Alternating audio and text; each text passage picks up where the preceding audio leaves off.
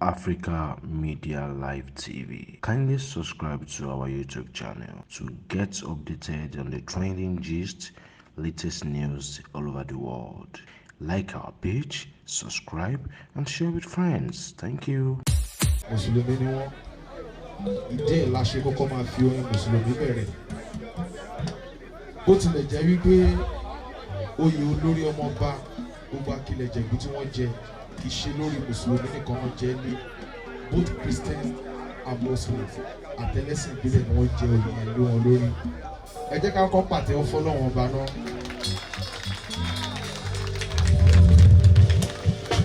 Kákọ́kọ́ yìí Muhammadu oníṣẹ́ ńlá bàbá Fatima àpètàrúdà ẹni àtòrí ẹ̀dálé ayé òun ọ̀run orin gbó títí mọ́ ọdẹ pẹ̀lú mo wẹ̀ dòde òpin odò mo wí ọ́ mo rìn títí bí wọ́n bá rú rẹ̀ pàdé mo wọ̀n rí rárá o èmi ò rí irú ojíṣẹ́ yìí o èmi ò rí irú anábì rí o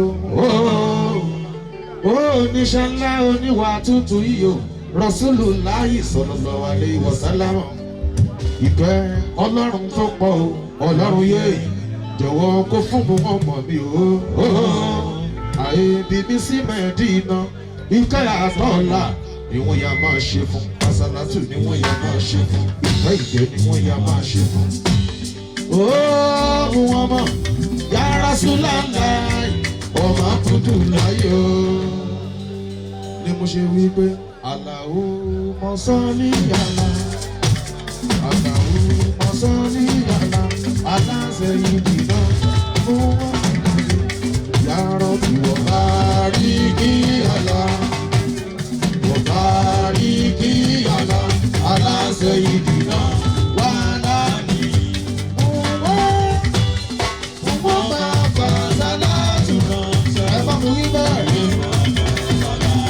Mùsùlùmí pátápátá wọ́n máa fa sàlátù ránṣẹ́ wọ́n máa fa sàlátù ránṣẹ́ nígbà tó jẹ́ fàgẹ́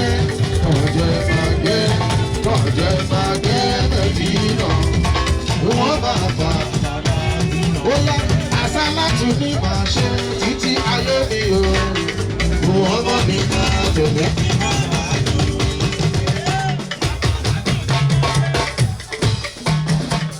Àsàlátù ní màá ṣe títí ayé mi o. Muhammad ní máa tẹ̀lé kí má máa jù lọ. Ànábì lájọ máa tẹ̀lé ká má máa jù lọ.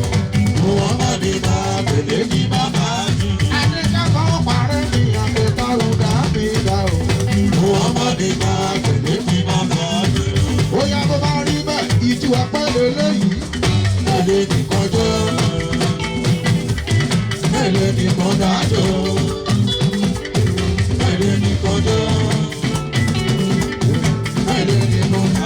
Ìjìwà pàdé lẹ́yìn sẹ́, ẹ̀lẹ́ nìkan jọ, ẹ̀lẹ́ nìkan dájọ́. Ṣé kẹ́rùbù ní ká yà sí ní àbísẹ̀lẹ̀? Kẹ́rùbù.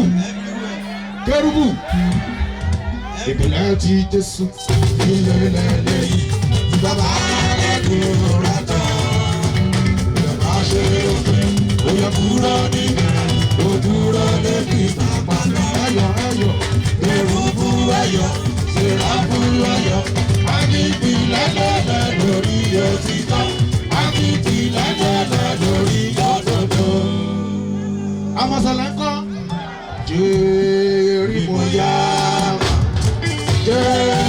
Jérímọ̀yámà, àwọn áńgẹ́lì mo fàyọ̀ lọ́rùn. Àwọn áńgẹ́lì.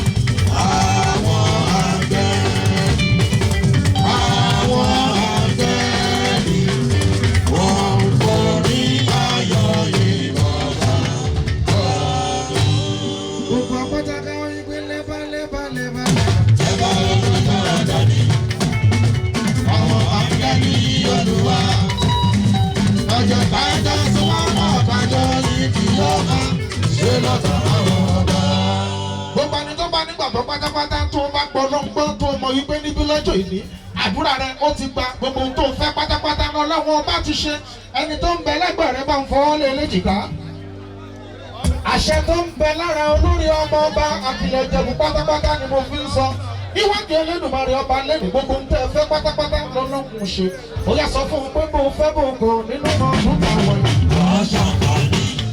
Nínú ọdún táwọn yìí. Adolú ọmọ nílé bàbá rẹ̀. Ọ̀sìnolú ọmọ nílé bàbá rẹ̀. Òkun pa ẹlẹ́kùn yẹn ó sì máa bẹ̀rẹ̀. Gbogbo ìyá rẹ̀ wà á yí lọ́rùn. Òní ṣayá láyé náà. Àbọ̀bọ̀ nínú ọdún táwọn yìí. Ìpín gbogbo ìgbà tí mo bá ti pè wọ́n lọ́rùn mi.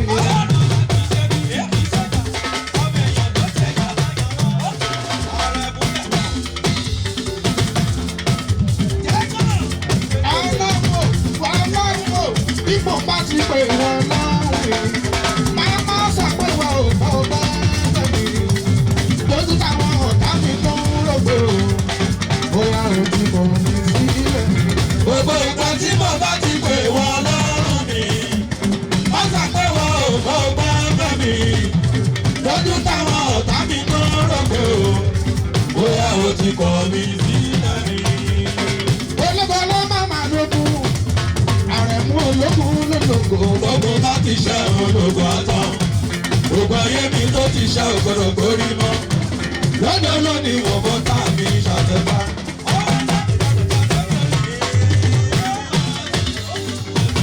Ológun lólógun ṣe ń gbọ́rọ̀ mi. Gbogbo bá ti ṣe ológo àtàn.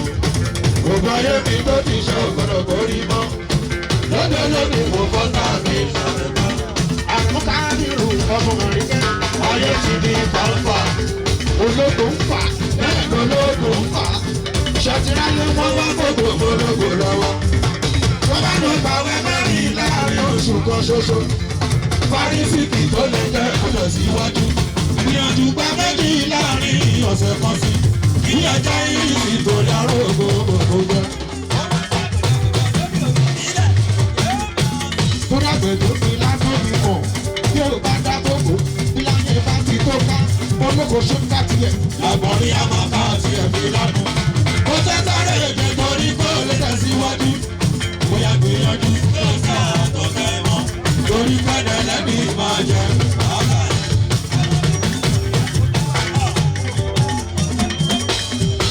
Torí pẹ́ẹ́dẹ̀ lẹ́ni máa jẹ wàhálà. Torí pẹ́ẹ́dẹ̀ lẹ́ni máa jẹ wàhálà rẹ̀. Torí pẹ́ẹ́dẹ̀ lẹ́ni máa jẹ wàhálà rẹ̀.